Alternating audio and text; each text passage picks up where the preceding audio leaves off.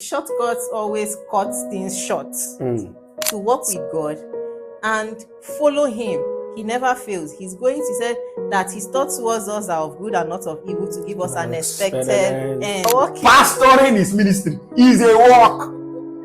The word ministry is work. It's work. It's beyond the name. Look beyond the glamour. Look beyond the honor, the prestige that comes with it. Hello everyone, welcome to another incisive episode of Let's Talk Scriptures with VIP. As you all know, Let's Talk Scriptures with VIP is a podcast where we have honest scripture-based conversations about faith and real life circumstances. So if this resonates with you, do not go anywhere. And I remain your host, Vice Lisimabong Patient, VIP. On today's episode, we have two beautiful guests with us on set, a male and a female. Are you guys not excited? Because I am already. All right, we have barrister, good luck. Emphasis on barrister, good luck. A. Davis. He is actually a barrister, as I've just mentioned, a leadership strategist, and a public speaker. Please greet our audience. Hello, thank you for having me here. And I hope we're going to have a good conversation. And besides, I'm placed in between two ladies, so let's see how it's going to be today. I hope I'm safe. Yeah, you are, sure. Also, we have a beautiful man with us, Mrs.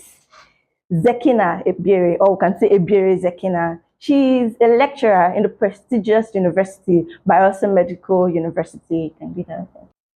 Greetings all. Thank you for having me. Thank you so much for being here with us. We are so excited to have you both. Thank you. On today's edition, we'll be looking at a beautiful topic. Take the whole world, give me Jesus.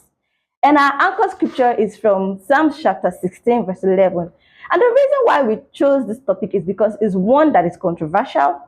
Many Christians in our dispensation, they feel because they await the coming of Jesus, the second coming of Jesus Christ, they should not get their hands busy. They shouldn't do nothing. They should just wait there. You see some of them praying and they're expecting someone to come and feed them. So here we'll be discussing about what is expected and what is obtainable as Christians. Should we just fold our hands? Should we not anticipate wealth or to live in luxury just as the Bible instructs? Or should we just wait for the second coming of Christ without wanting to do things that would help us financially? So we'll discuss together. Stay tuned with us.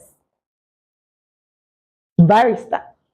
I don't know why, but I should start. I just feel like I should start. Why are you starting with me? I thought of this. Okay. You just mentioned that you're placed in between two ladies. Okay. So let me start with you. Okay. Thank you. Right. So is it a sin for a Christian to desire wealth, comfort, or influence? Is it a sin for Christians to desire wealth, comfort, or influence? I would put it this way. Is it a sin to desire the things owned by your father? Oh, okay. Beautiful. Because from Genesis, if you check Psalms 24, it said the earth is the Lord and the fullness thereof, and everything therein is made of the Lord. The Lord itself, who created these things, would not deprive you of having them because he knows it's for your good.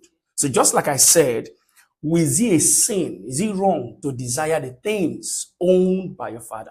I think it would be a question of how you go about desiring the things owned by your father than saying it's a sin to desire those things in yourself. So in a simple term, it's not wrong to desire to be comfortable, to desire to have money. God made everything from Genesis. He made the world out of nothing. By faith, everything was created. He made the first man, Adam, was not a poor man. Adam was well-to-do. Even when they say in the garden, God made clothing from them from an animal. Abraham, who is the father of faith, was a record set straight. Abraham was wealthy to the point that he told a king, I don't want the riches from you. Rather, you will say, Dad made Abraham rich. So he was that wealthy. And all of the lineage, from Abraham down to Isaac, down to Jacob, they were wealthy. So it is not a sin to desire what belongs to your father. If it was so, your father will not make it available for you. Yeah. So how do they strike a balance, Christians, so it does not come in it doesn't interfere with their Christian journey. Just like I said at my beginning statement, my opening statement, that it is about how you get the things belonging to your father. It's about the model operandi. How are you supposed to get it? There is a set time, there is a set season, there is a set process, okay, for you to get these things that belongs to you. For that, there are legal ways to go about it. He said, whatever your hand finds you to do, he said, do it well. God rewards diligence. God rewards hard work. God rewards ideas, and that's why he gives them to you. So you work for it. You go for it. You don't pray everything into having it. Prayer is meant to build knowledge, build ideas, build strategies for you to now by faith act. And he multiplies the works of our heads. He does not multiply our idleness. In fact, to even show how much work is important in the idea of God having what we ought to have, which is riches, wealth, and the rest of them. Check the parable of the talent. God gave talents, right? Jesus told the parable, he gave talents unto them. And after giving them talents, he went out, okay? That was the parable he was telling about a farmer who gave them. And when he came back, he asked them, where are the things he had given them? He was not expecting them to sit down.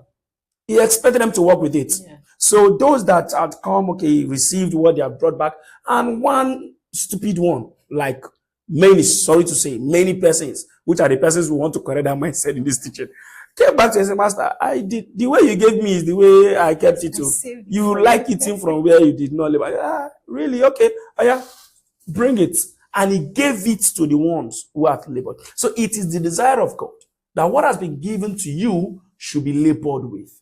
And you labor with it, he multiplies it for you, and you get what you want. I know the ideology of favor. Many persons play favor. Yeah, favor can open doors for you, but to sustain it, you need to work with it. You don't just expect favor keep coming every day. If you take instance from Genesis down to Exodus, when the children of Israel left Egypt in the wilderness, because God knew there was no way they would farm and everything, manna and the rest was coming, they demanded. But as soon as they were leaving, the wilderness, and going into Canaan, that was instruction to labor. He instructed Abraham to Moses, so to say, to divide the lands to them according to their tribes, and everyone should farm. And it was from what you farmed and labored that you ate from. So it is the desire of God that we labor, we work, but in total dependence. I must put that caveat. Total dependence on him, knowing that it's not of he that will it, not of he that run it, sure, but of God who showeth mercy. But that does not neglect the place of work. So I just target to work. Simple. Mrs. Thank you so much. Mrs. Ibiezikina. So to pastors, does this rule also apply? To pastors? Yes. Okay. Sorry, let me deviate a bit. Okay. I just want to start from the topic itself, because some persons adopt this the topic, that's the anchor of which is take the word and give me Jesus. Some persons adopt it without even really knowing the meaning. Yes, the meaning of the statement. Like, okay, we know the meaning of the word. The word is the universe and everything in it, created by God. We won't take that fact away. Then the word the word has different meanings in different contexts. Now, in the Christendom, like I was telling him earlier, when we talk about the word, or in some contexts in the Bible, like in James 4 verse 4, the Bible was saying, do you not know that friendship with the world is enmity with God? Yeah. Now, I think in 1 Corinthians chapter 2 verse 15, he went ahead to explain that word, the meaning of the word. That sometimes when we say, okay, take the word and give me Jesus, some persons just think it has to do with the affluence of the world, the riches in the world, the comfort. No. In this context, I think take the word, we can't do away with that statement. It has a meaning. It has its own meaning. But it's just for them to understand the meaning of that statement. Okay? Like I was referring to 1 Corinthians chapter 2, verse 15. In verse 16, the Bible explained the meaning of the word. Pleasures, lust of the eyes, flesh, lust of the flesh, pride, and the rest of them. So people should get to understand that it has to do with sinful desires, attitudes, lifestyle that Value does not systems glorify that are not with the God. scriptures. Yes, that all these things do not glorify God. That is the world we're talking of. Yes, not the enjoyment of the world, because of course we are supposed to enjoy it, if not we. So we are the ones that are supposed to enjoy it. Coming back to the question, pastors. Well, I think it has to do with denominations. I also feel that apart from caring for the sheep, their shepherd, apart from caring for the sheep, there are also kind of a passive things they can do, not really active. They can do just to get busy, earn money, make life easy. Some of them, even before they became pastors, they've gone into different careers and all that. And you need to be you need to be experienced in order to guide your sheep. Like, you need to have experience, you have to be versatile in order to guide the people you're shepherding. And if it comes the career way, you know what to tell them. Spiritually, you have something to tell them. Financially, you have something to tell them. I used to have a pastor when I was growing up in my church back then. Some persons, every day they come to church, they are coming to prayer and fasting every day. At a time, there was this particular one, he came on that day and he sent him by saying, go to work, go and work. You pray, but there has to be something in your hand for God to bless. Yes, to multiply. So for pastors, I believe that passively they can do something, because I don't think the church as in will be able to pay them, but I also know that God blesses them through the people they are shepherding. But if there's anything they can just do, not really to earn money, but to be relevant, let me put it that way, to just keep advancing themselves, keep being, active, I think they can do it. But in a situation whereby the denomination they belong to is against that, then they don't have to. I think I want to add something there. There is nothing. I think let's kill the ideology by people that pastors are idle and pastors don't have work. Okay. Pastoring is a work. It's a work on it. I jokingly, I remember a pastor was talking and he said, if you ask him what is his job, he will tell you soul counseling and soul building, because it's a lot. No, we know. I'm coming. I'm going somewhere. I'm coming. I want to go somewhere. In the sense that, now let's take from scriptural perspective. I was trying to get the right scriptures, but I'm not getting it. But from Leviticus, where the priesthood order was established, they were meant to eat from the temple, meaning they were not supposed to work. All right? Yes, from the priestly order, when the priestly order from Aaron was established down, the priests, the selected ones that were to serve in the temple, who we now refer in the New Testament as pastors, the apostles, the prophet from, Ephesians. Now, okay, chapter 4, it says, he who descended into the high was the way ascended, and it gave some apostles. Now, which has now been divided into those five folds. If you check from the Old Testament, these things have been a manifestation, but not given names as they are. So in the New Testament, we now know those names. From that Leviticus, as I was saying, they were not to work. Their work was in the temple. Their work was tending to the flocks of God, which is the people of God, the needs of the people, guiding their path, leading them towards the path. So don't you think the times have changed? Now I'm coming to somewhere. Okay, even in the New Testament, even in the New Testament. Okay, so if you are saying times have changed, bring it also to the New Testament. Paul was speaking, I think in 1 Corinthians 6, 1 Corinthians 9. He said, we who labor over you, all right, in word and in doctrine, is it not also good that you minister unto us, all right, material things? Okay, when Timothy was talking and was saying, he said, they that have labored over you in word and prayer, they are worthy of double honor. The word double honor there, if you break it down from the Greek translation, was talking about monetary giftings. Okay, so pastors are working. So if denomination does not, any pastor who says, oh, I don't want to do secular job and devote my own self to the pastoral job, is not idle. The only place where we have issues is when the pastor becomes manipulative to the, to the members to get fed. That's where the issue is. You know, the ideology of people thinking every money coming to pastors are coming from tithes and offering. In fact, I have been desirous to hint on this topic for so long. So desirous of it because I grew up from that background. And I could tell you firsthand, there is nothing there. In fact, people feed from us. I can tell you how many times I and my siblings, okay, I've had to leave our food, leave our bed, leave our comfort because a member called. In my house, if you pass my house by mistake and you are hungry, they will give you our food. Very they will give you our food. My parents, in fact, if you say you don't have somewhere to sleep, just call my parents. We will leave our bed. We will sleep on the ground. That is how stressful and this level of sacrifice that it takes to be a pastor's, not just a pastor's child.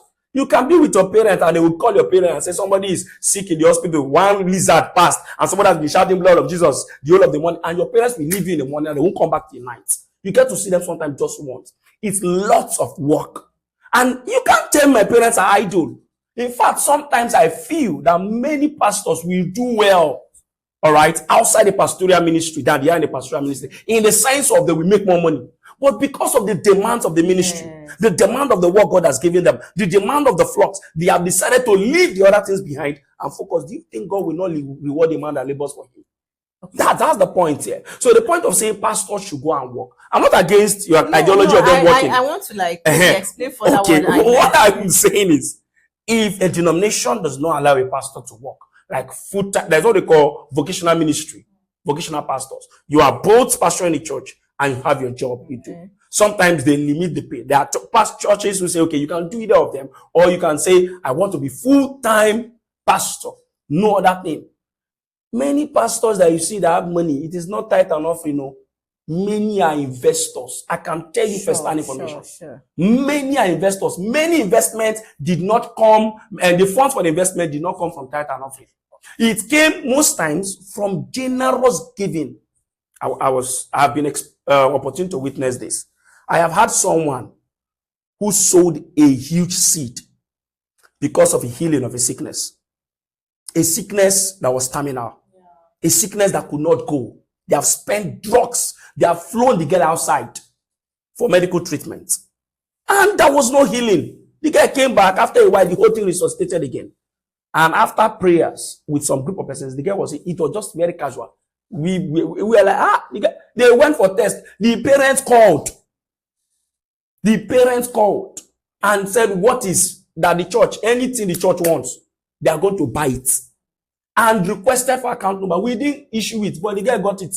And huge seats come out. Tell me if those kind of money are invested, and tomorrow you say the person is driving one, you say it is a tight charge. Talking about investment. Okay. That's what I was actually that was what I was referring to, or what I was. I am just saying the other flip part of what you're saying. Yes, what I'm saying is not negating. Do you know that? Okay, no, okay. I understand.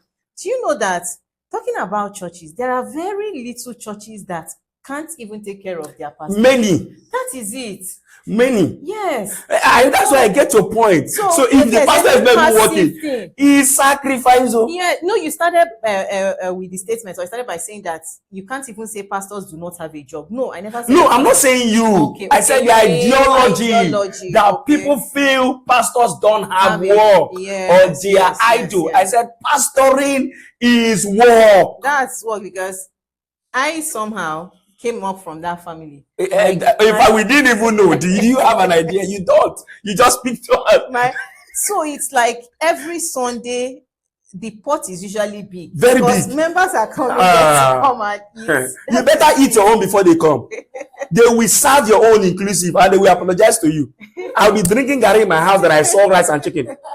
Just because I stepped out to go and watch ball and come back. By the time I came, but I saw them cooking, and they will call you, please, David, please come. Some people came to the house. They are not eating. We just have to give them. Don't worry. The next time we'll keep double portion of you. They are still keeping the double portion until today. Till today, that whole portion, we are still waiting for it. But God has rewarded. Yes, God really God rewards. Yes, He does. He does. So He does. He does. don't say people should stop saying labor is not in vain at all. Yes. Say pastors are. So do you know how they agree? Were you there when they were suffering? Even train their children. Their children don't go to the best school sometimes. Yes. Their children suffered to get to where they are. If you check some history of the men of God, when they built their universities, their children were graduates. Go and check it. Their children were already. Which school did they go? It means they went to the same school that we all went. Yes, no. They even went to worst schools. Many were driven for school fees. Because sometimes, I can't forget when my dad has called us before. Money that came in bulk, and God said they should go and use it for ministry work. They're like, excuse me? My school fees has not been paid though. They say, but that is the instruction God gave, that we should go and sow the money in church project. Yeah, like church project, okay. And they will teach you faith. Yes. You must agree. Do you have an option? You are like Isaac. And the rest can be like, what's it called? Sarah. Say, let's go. We are going to offer sacrifice to God. But in Abraham's mind, Isaac is the sacrifice. We all are part of the sacrifice. It's only when we get there, we discover that God has provided a lamb. But we are part of the sacrifice. Yeah. So do you think God will not reward? After Abraham did that, what was it that followed? God blessed him. God confirmed his word. He said, I will make you father of nations. I will make you wealthy. God never. And it came to pass. And it came to pass. He never owes them. So pastors are working. Anybody that feels pastors are not working, hello, yeah? Pastors are working. No, they are working. Pastoring is ministry. Is a work. The word ministry is work. It's work. It's beyond the name. Look beyond the glamour. Look beyond the honor, the prestige that comes with it. I remember when I was opportune to serve as a student pastor in fellowship. There's a chair reserved when we have joint Christian meetings, reserved for fellowship leaders to sit, presidents, pastors to sit. And a certain time when I was privileged to sit in that position, one of my former president called me. He said, you have been opportuned to sit. It's a green chair, on that green chair. He said, anytime you see that green chair and you think of sitting there, look beyond the honor. He said, it is labor. It is labor. He said, for instance, do you know that some persons had good CGPA, but when they got there, that CGPA came down because of the demands of it? Yes. Do you know the mockery that comes with it, the sacrifice that comes with it? Automatically, everybody looks at you as the Messiah that has the solution, which is an error in the first place. But and sometimes your CGPA really drops. It drops! And some persons will be like, but God should have, you know. Okay. But there's a place for extra work. Yes. And there's grace for extra work. But we must not take away the fact that this is work. Yes. And if they are reaping the dividends of it by God, we are not excusing the fact that they are manipulators. I earlier said it before, that we are against those that manipulate their members into enriching their own selves. But we should not categorize the fact that they are pastors and they are poor members. They should be as poor as their members. Nobody should be saying that. The Bible said the poor will continue to be among you. Apart from manipulating members, I think it has to do with pastors that know their calling. Yes. Because I know pastors that give to their members. A lot. Yes. Like one came one time, she didn't come to meet pastor, but just like Eli met Hannah, and she was just praying at the altar and praying to God. The daughter just got admission, there was no money and all that. Pastor came, you've been here, what is it? And my daughter just got admission, I don't have. That was how pastor gave the money.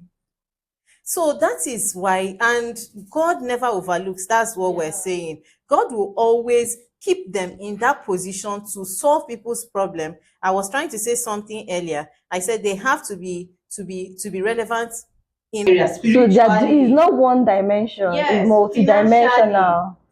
You are there. Pastors are multidimensional. Yes, in fact, you cannot be a successful pastor in this 21st century of course, if you are not multidimensional. No, you can't. You must read. Yes, you must read. You must know something about everything. Yes. You must be very learned. So that you can intervene at every point. Will I use the word relevance? I won't use the word relevance. I will use the word being able to apply scripture to real life problems. Okay.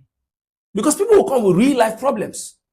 But if you don't have an idea of how it works, if you don't have a knowledge of how this thing works, you might find yourself you might not be able to help. Yes. So, wow, you've read something on business, and God gives an idea. You're like, why not try this by the inspiration of the Spirit? But you have an idea. Almost every preacher we know, most at times, touches almost on every kinds of areas of life. They might not major in that area, but they will touch it. It means they know something about it. So you can't even be a successful minister in this time without having knowledge. Very good, strong knowledge. You're talking of pastors with salary. My pastors in our house, we are not more than 4, but my house have more than 10 graduates. Who trained them? They were from there. They stayed in the house. That's it. They stayed in the house. My house is go to my, it's like an army barrack. Don't worry, in the daytime, it looks like it's empty. Come around 10 p.m. in the night. The parlor, everybody has occupied space. and you say they don't have work they're doing. No, pastors are just to feed those people. Just to feed them alone. You have not fed your own family finish. Thank you so much. So moving on, I would want to ask, is there a difference between God-given blessings and worldly temptation? If there is, can you kindly differentiate? Okay, God-given blessings. People cannot set me up here. Yes. God-given blessings and worldly temptation. Worldly temptation. Of course, that's where it comes the lust of flesh, the lust of eyes, and of course the temptation is there. We are in the world. We can't deny that fact. We are in the world, and if you're in the world, how do you insulate yourself in the world? Because there are things there to attract you. There are things there. He said something earlier. He said that God's that is God's will that we have this, as in have the riches of the world. But where the problem is, or where the concern is how you get these things, and that is exactly where the temptation. I'd like you to give instances. Okay. For Christians, yeah. Okay, for Christians. Yeah. For example, let me say maybe a young graduate that just came out. Female. Let me say female because most prevalent. I'm a female.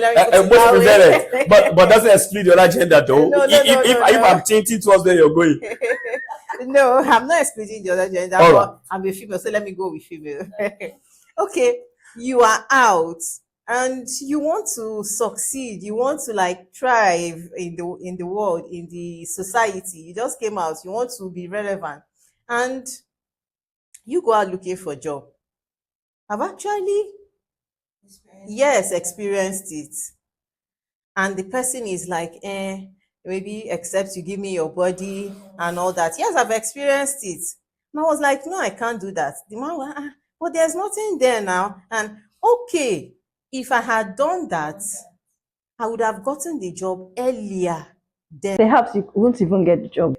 Or, thank you, I may not get the job, or maybe I'll get the job. But the thing now, is it God's will? Along the line, definitely something is going to go wrong. That is it. So you can go out of your way to get all these things, but the thing is that God is not involved. And once He's not involved, it's not going to end well. And again, we have eternity in view. That is just the largest. So what will it profit a man to gain the whole world and lose your soul? So it is God's will and idea that we get all these things, but they all must be gotten according to His will, the way He directs. Like me, before I do anything, I ask God, should I do this? Should I go ahead? Because if He is not involved, forget it. You are just, maybe for some persons, let me just put it this way. For the fact you are a Christian, you know the truth, you believe in God, and He's at work in your life. You just have to make Him first. Because if you go ahead of Him, it's not going to end well. Some persons is different from, I always tell people, it's different from somebody that is a novice when it comes to things of God. Like the person doesn't know, the person can do and go scot-free. That is the only, maybe the only judgment will be eternity waiting for the person there. And the person may even escape it. Maybe along the line, the person will repent. Yes. The person will repent, give his or her life to Christ and escape. Yes. But for you that have believed, you know the truth, you just have to make God first. Should I go? Because along the line, if he's not involved, if anything goes wrong, it's not going to end well. So to summarize the answer to your question, the temptation will always be there, but it has to be according to the will of God. Don't go out of your way trying to get things. If it is not gotten according to the scriptures, then it's not from God. That's just it. Let me add the instances of Joseph and Potiphar's wife. Okay, Potiphar's wife would have promised Joseph, I will give you the kingdom. You're going to be, imagine you are the good side of Madam. You are in charge of everything apart from Madam. You are in the good books of Madam. And you get anything you want. Of course. With the power of Madam. Madam's power is strong power. But he excluded himself. Rather go to jail. Okay, than go through the shortcut. The process might not be... It might not be palatable at all. Yes. That's the reality you must get. For instance, I've made this statement to people several times. I said, if I wanted quick wealth, with the level of how God has graced me, I will get it to people. I know the process. Yahoo and the rest of them. Too quick. We go bomb with grace. We go too blue. But what's the excess? So what's the excess? So that's where the temptation comes. Yes. And one of the ways you just have to know that this is not of God is it following scriptural principles? Is it the will of God? What is that hard work? Is that hard work in the context of God? Yes. That you are defrauding somebody else to be rich. That you're compromising your stance to be rich. Okay. As a legal practitioner, I remember I was with a friend, senior colleague, who shared this story with me. He said he had a matter and against, he was a client to someone, and the other person was the one who arrested his client. And the IPO called him aside and said, let's give you such amount of money just to move your hand for this matter so that we can deal with that guy. He said, we'll collect the money from what's it called? On the other person, that the complainant, will collect money from him, and we'll also collect money from your client, and we'll share it and give you your own share. And he turned to the IPO, he said, I am satisfied with the money my client wants to pay me. I know he is not guilty of this. He has to be free. And the IPO said, because of that, we're going to frustrate this matter. And that is a strong temptation. Yeah. He said, and that time he needed money. I wanted to say he said he needed money. Sometimes you have something. You have something, you need those and things for. And that amount will be coming. It will be coming. He said he needed money. He said, well, he told the man, no, he's content. He said, eventually, that matter fell in his favor and he won the matter. He said, fast forward, he met that man when he was pastoring a student fellowship. And the man was speaking to the student and said, who is that? He said, that is our chaplain. He said, no wonder he did not collect that money that day. So temptations of this nature come. We see it every day.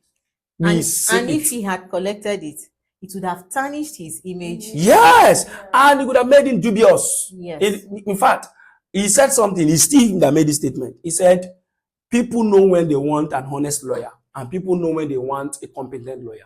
So you must also have the two qualities: be competent and be honest. He said, when you're competent, when you are honest, your honesty can bring you good things, and your competence will bring you what dishonesty cannot bring. Yes. So that is a place of knowing that temptation comes. Just like she said, it comes in the time when you need it. A man is tempted by his desires. It is at your worst moment that desire will come. When the devil knows you actually need it. Was Jesus not hungry? That was why he said, turn this stone to bread. Why didn't he meet him other times when Jesus was not fasting?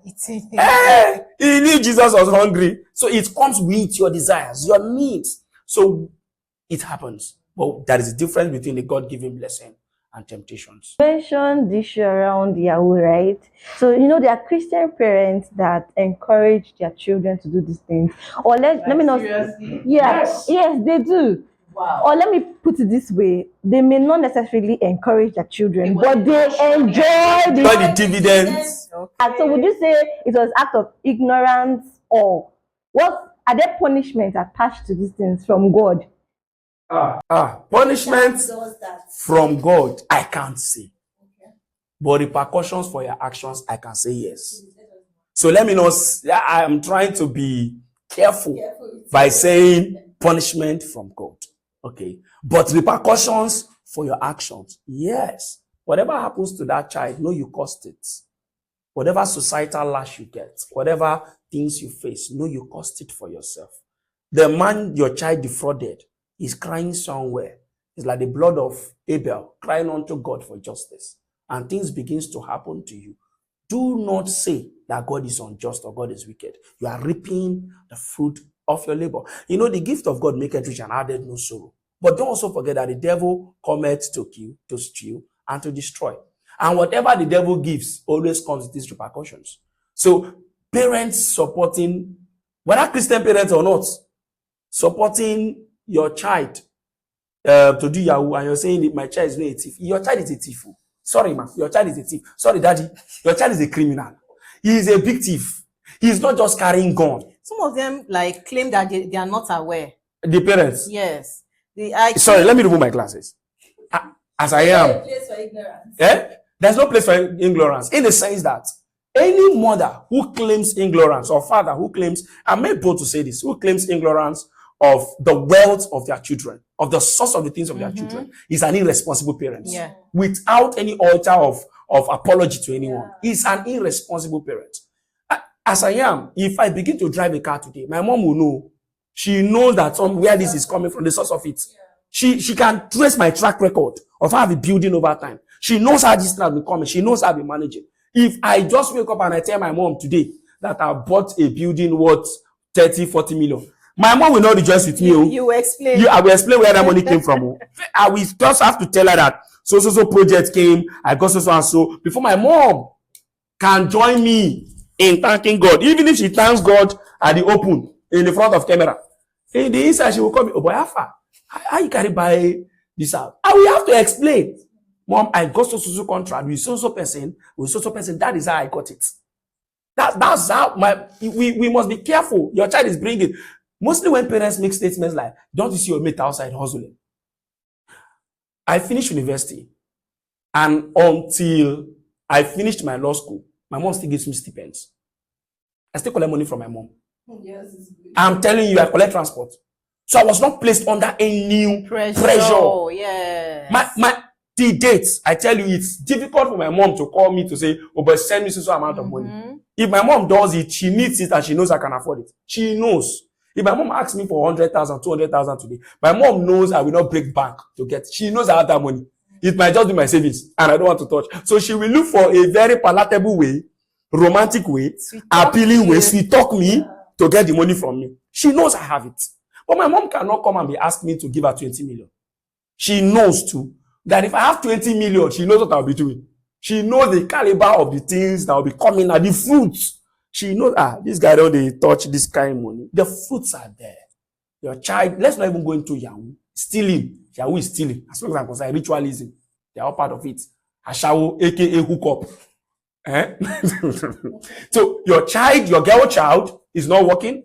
She just finished university. And she's a student. She's a student. She's coming with iPhone 14. Tia carton. You did not buy. You didn't buy. And you opened it. You and her, you're veiled on. And you are jubilating. And she told you, one good service. Bought it for me. So there are repercussions. Repercussions most times comes at old age.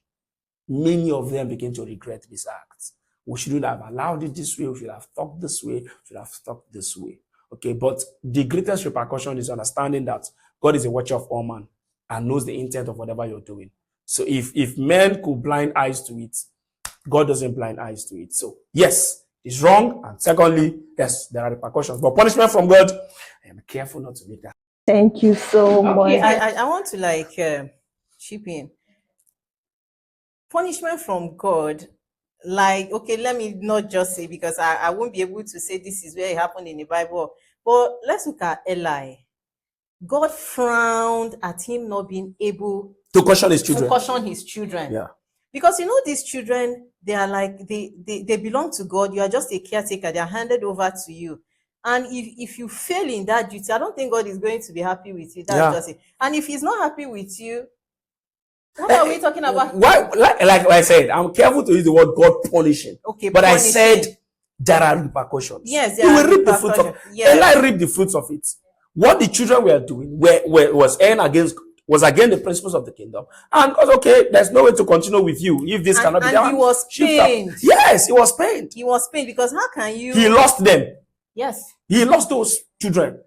And the wife gave birth under duress, undue labor. The wife of one of the childs, and boom, it happened. He died. So those are part of what yes, comes those are the out. repercussions. So I just believe that parents should say, train up a child in the way he should go, and when he goes, he will not depart from it. Don't. That's why I wanted to say some of these parents form ignorance. Like, they know, but They are choosing they have to act like yeah, they don't know. so that they don't become Self-denial. confrontational, you know, because they are enjoying what they are getting. Close eyes to it. And they just want to, let me just mind my business, you know, that kind of thing. I don't know. Meanwhile, you know that probably this child is a student in school. For the boys, they don't ask you for money. Who is giving them money? They are not working. You didn't get any job for them. They don't have any certificate to get a job yet. And they don't have a skill to do many jobs. They don't ask you for money. They pay their rent, their school fees. They even send you money. No, now. You can't eat your cake and still have it. Thank you. So I would ask, does the church have a responsibility to play? Do they have a role to play in helping these young ones get something doing? No, we're talking about take the whole world, give me Jesus. It's not just about the aged Christians alone, even the young ones upcoming. It is advisable that everyone has something doing. Build generational wealth. You have to start from somewhere. So does the church have a role to play in assisting these young ones? Because I hear a lot of times where young people would say, I'm leaving this church to another church because in my church they don't think about young ones. They don't have concerns for young ones. They are just focused on you carry out this service, carry out this duty or responsibility, but they don't tend towards their needs. So does the church have a role to play? Or is it that those young ones, they are really ignorant? They don't know what they should do as Christians? Is that directed to me? Anyone is You want to say something? Okay. Let me start this way. Let me start by saying something about the young ones. Some of them use that as an excuse to leave the church. You know, they want freedom. Clock it. They want freedom. Good girls need a pay. They want freedom, especially if they're in that church with their parents and the monitoring is there. Yeah. They want somewhere they can do what they want and all that. I don't want to mention them. Let me just leave it at that. You know, there are some churches you go to, is like you are so free, you can do anything, they don't caution you. And there are some you go to and it's like they are just monitoring your every move.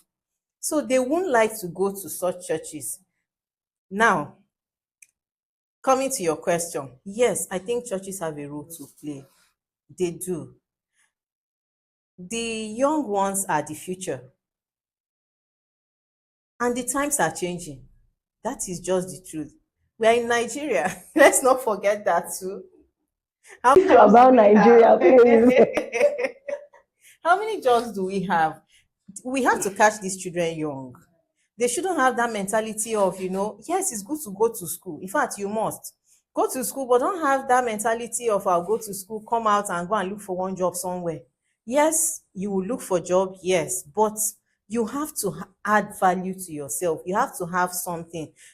Aspire to be an entrepreneur, aspire to be an employer of labor, And the church, this is where the church comes in. The church can organize maybe orientation, skill acquisition programs, and if you identify those ones, or even some, you make it open. And for the well-to-do, as in the ones that are well-to-do in churches, identify those ones that that are good in one thing or the other.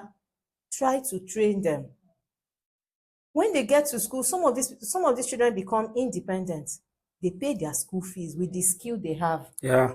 They take care of even their younger ones, and they don't become a burden. Now, tell me, by the time that person is a graduate, do you think that person will be, yes, the person can apply for jobs, but the person will not be a burden.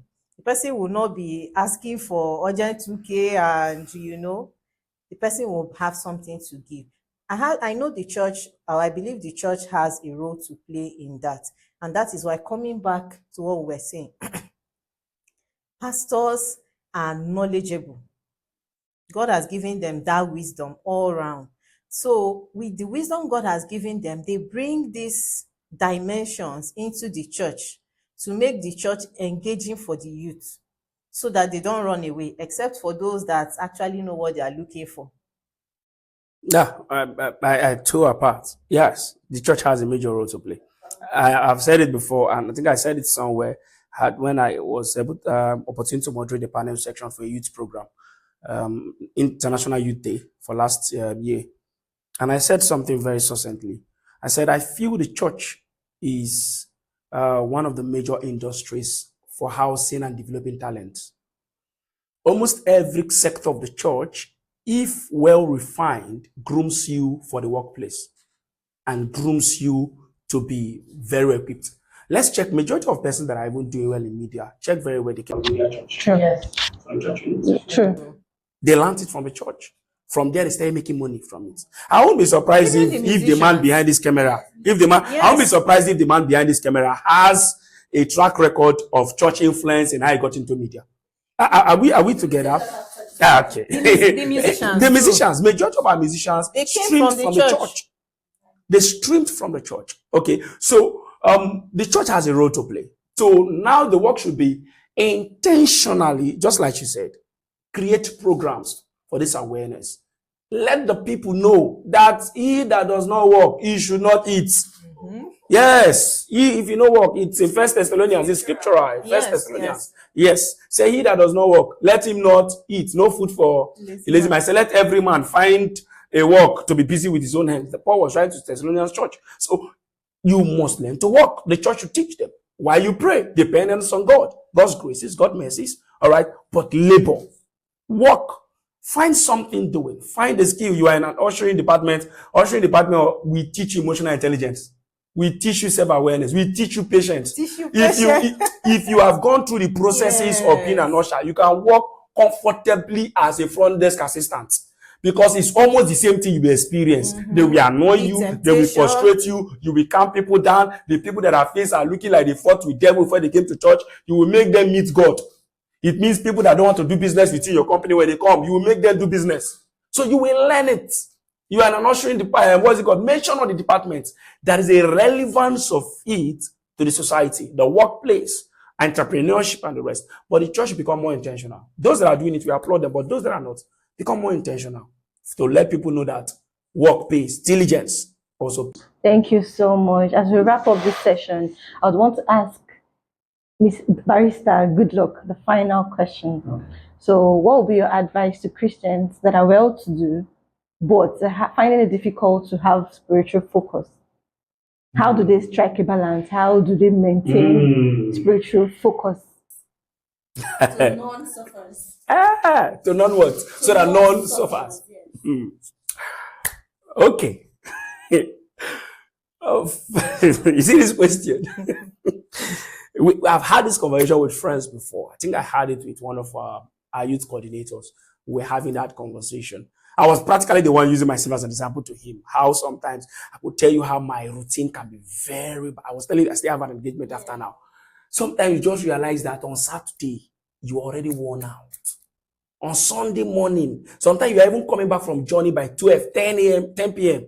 with body pains. And that Sunday feels like the only free day to get a rest. We must resist that temptation. That is where self-discipline comes in. That is where having a personal relationship. Yeah. There are principles you must intentionally set for yourself. I have said it. I say, yes, I might not be too deeply, rooted in doing some things like that. But you see, church, as long as wherever I am, whatever I'm doing is not too important. Sunday service, I must go to church. I don't want to know where I am, except I will have to travel on Sunday. Like, I must travel the morning of service. But if I must not travel that time, I'll go to church. Nothing stops me carrying my bag, enter the closest church there, learn, hear of God's word, fellowship with brethren, and leave. The culture of online church doesn't build a believer. I'm made bold to say it. It will lead to very lackadaisical attitudes. It will lead to very relaxing. I can join online. Let's be frank. How many people actually pays attention online service? That is when you're receiving call with your next phone. Small time, you shift the online service and check one or two things online. So if the emphasis is on going to church, doesn't No. Just get my point. I'm coming somewhere. That is first. I said first principle. In as much as it could be tired, it could be anything. Set it as a principle that if I have the opportunity, I can be busy, but say this Sunday is free, I should not use it as an excuse to want to relax. It's better I go late than I don't go. Go there, fellowship, and go back to where I'm going. That's one. Secondly, build a personal relationship with God, which is paramount. In fact, that comes while the other precedes. Build a personal relationship. The believer's life is a walk with God. It's koinonia, it's fellowship. With fellowship with God in spirit. But fellowship with God should not be every time you're sleeping on your bed and you have never prayed for 1 week. Brother, you are backsliding. Let's be frank. You have not gone totally, but you don't work out towards that part. So create time to pray. You can be walking on the road and you're praying. You can be walking on the road, you have your AirPod in your ear, plug in your ear. A message is going on. You're grooming your faith. In fact, that is what keeps you abreast with the temptations that comes in the world. To know this, how to evade it. You keep your spirit in tune to say, okay, wisdom just comes. You just know what to do. At the right time and the right moment, you know what to do. You get to your office before work starts, you pray. It's something I don't joke with. If I get, no matter how people come that morning, as I get to my office, my staff know. If you follow me to my office for complaint, you will wait for 5 minutes at least. I will pray. I will finish my prayer within that, no more than that 5 minutes. Turn, sit down, say, can I help you? Okay, what's it? So develop that as a culture of prayer. While you're going on the way, while you're driving, a message can be playing in your car if you're driving. Yeah. A message can be playing right there. Prayers can be going on. You can be watching words in your mouth. You can be praying on the go. You are praying on the go. You stay in tune with your spirit. The little time you have on the bed, that most times we go and ease ourselves in the night, all right? And sometimes we don't get sleep so easily. Most of us turn back to our phones. That little break, start the prayer. As you are praying, sleep will carry you. The dream you will dream is revelation. It will come very sweet revelation. You just discover that problem you are looking for. See, I have encountered challenges that only prayer solved. I have encountered challenges that I needed solutions. And it was not coming through. It was after careful time to pray for hours. And I finished. I was baiting. When, no, because this. The solutions were not showing up. I didn't know when I left the toilet bowl. Quickly, I stopped, went back inside, carried my phone, and I was typing them one after the other. That was just the solution I needed. And the beautiful thing is that if you don't write them down at that point, you might miss it. They are inspirations. Yes, you forget. You can't get in tune with those divine revelations if you are not in tune with koinonia with God. So that's the balance. The balance is knowing you cannot be praying 20 hours a day, 7 hours a day, like someone who is not too much busy into corporate practice and the rest. Okay, but your 30 minutes is something. Intermittent. Your intervals, prayer intervals. You're on the walk, you're praying, you're free, you're praying. Time you're just, you can just have 5 minutes, 10 minutes. Your spirit is in tune, is fellowship. Your values with God are still intact. Your work with God is still intact. You don't begin to downplay what you were exalting in the faith before you became busy. Like only when you start making money, you start realizing to say, and God is not the giver of money. Suddenly, God is no longer the giver of money. But when you never had the money, you were praying. Now that you had money, I hear people say when you go to US, as I end with this, that if you travel outside this country, that you will not need God for anything. I'm like, if you're opportune as a strong believer and you go to UK, and your faith dropped, you were never a strong believer. You were having a transactional relationship with God. And as soon as you got the bargain, contract ended. But if you have the fellowship, irrespective of location, it is a fellowship. It is father to child. You're traveling out of Nigeria to UK. Did you change your father? Did you change your DNA? Did you change the communication? If the communication stopped, you were a prodigal son. You need to come back home. Thank you so much, Mrs. Ebere Zekina. The last question to you. When does pursuing wealth and success cross the line into sin? Okay. Now, somehow, let me say this question is coming in another way. Like I said before, in our quest, in everything, in our quest to achieve things. Okay, first of all, I don't know. It's actually going to be your final take home to the audience. Okay. We've been able to establish the fact that Christians are entitled to the goodness of the world. Yeah. Yes. This take the world and give me Jesus. It's not the way we see it. It's not the way we. So, in the pursuit or in the quest of getting the goodness of the world, God should be first. Yeah. God should be first. And when you see that's crossing the line, just like he was saying, the first is your relationship with God. And anything that is going to tamper with that will jeopardize that, I think that should be a no. That is a no. Because anything you get outside God, like I said earlier, will not end well. That is just it. Please, it won't end well. If you think you can cut corners and get it, shortcuts. Say shortcuts always cut things short. So follow the due process. If you claim you love God, you believe in God, you're praying to God, and you have a relationship with God, I believe that you should follow his precepts, direction, be diligent, and be patient. You have to be patient when you're working with God. You pray for things. I was discussing the Bible with my children. So I was telling them, I said, sometimes you pray, it's like it's not coming. The answer is not coming. It may not come immediately, but definitely God, the answer will come. God will answer you. So we now started looking back.